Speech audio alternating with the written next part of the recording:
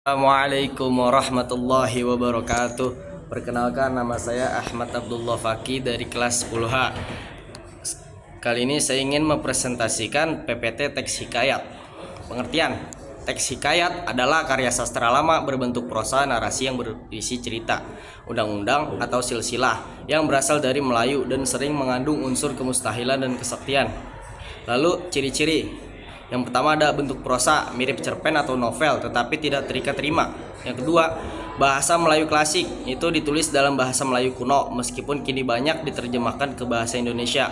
Yang ketiga, unsur kemustahilan dan kesaktian, yaitu mengandung cerita yang kadang tidak masuk akal dan melibatkan tokoh-tokoh yang memiliki kekuatan super atau keajaiban. Dan yang terakhir, tema heroik, itu sering mengangkat kisah kepahlawanan, kebesaran raja atau tokoh-tokoh besar lainnya. Selanjutnya, kaidah kebahasaan. Yang pertama, kata arkais, menggunakan kata-kata yang sudah jarang dipakai atau dikenal di zaman sekarang. Yang kedua, konjungsi atau kata hubung, yaitu banyak menggunakan kata penghubung di awal kalimat untuk menyambungkan peristiwa. Yang ketiga, majas atau gaya bahasa, itu sering menggunakan majas untuk memperindah cerita. Yang keempat, hiperbola, pernyataan yang dilebih-lebihkan. Misalnya, matanya keluar dari tubuhnya. Yang kelima, hiperbola, simile, yaitu perbandingan menggunakan kata laksana, bagaikan, atau seperti. Yang keenam, personifikasi, yaitu menggambarkan benda mati sebagai makhluk hidup. Yang ketujuh, kemustahilan, mengandung unsur-unsur cerita yang tidak masuk akal atau tidak logis. Misalnya, anak harimau makan sate.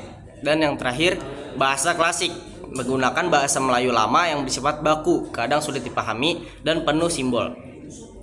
Oke, selanjutnya ada struktur. Yang pertama, abstrak, ringkasan atau inti cerita yang bersifat opsional, artinya tidak semua hikayat memilikinya. Yang kedua, orientasi, bagian pengenalan cerita yang berisi latar waktu, tempat, dan suasana. Yang ketiga, komplikasi, bagian yang berisi urutan peristiwa yang dihubungkan oleh sebab akibat. Yang keempat, evaluasi, bagian di mana pengarang memberikan penilaian atau interpretasi terhadap peristiwa yang terjadi. Yang kelima, resolusi, bagian penyelesaian konflik yang dihadapi tokoh utama. Dan yang terakhir, koda, bagian penutup atau akhir cerita yang sering berisi pesan moral atau amanat dari pengarang. Lalu fungsi dan tujuan.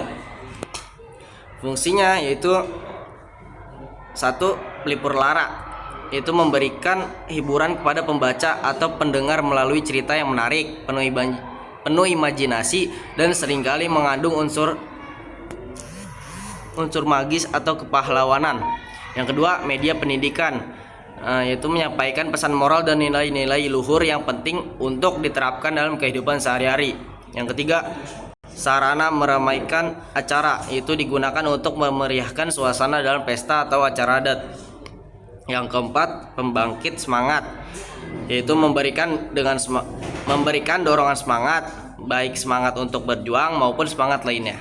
Dan yang kelima, dokumentasi sejarah dan budaya, itu menjadi catatan peristiwa sejarah, silsilah kerajaan, atau penggambaran tradisi dan adat istiadat suatu masyarakat. Lalu tujuan. Yang pertama, mendidik pembaca, yaitu mengajarkan nilai-nilai moral, agama, sosial, dan etika melalui kisah-kisah yang diceritakan. Kedua, menghibur pembaca, yaitu memberikan pengalaman imajinatif melalui cerita petualangan, kepahlawanan, atau kejadian luar biasa. Yang ketiga, membangkitkan semangat juang, yaitu mendorong pembaca untuk memiliki keberanian dan semangat yang sama dengan tokoh pahlawan dalam cerita.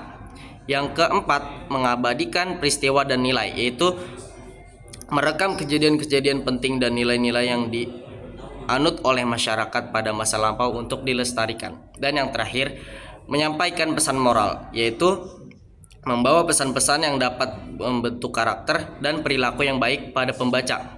Oke, terima kasih. Sekian dari saya. Wassalamualaikum warahmatullahi wabarakatuh. Terbalik ya.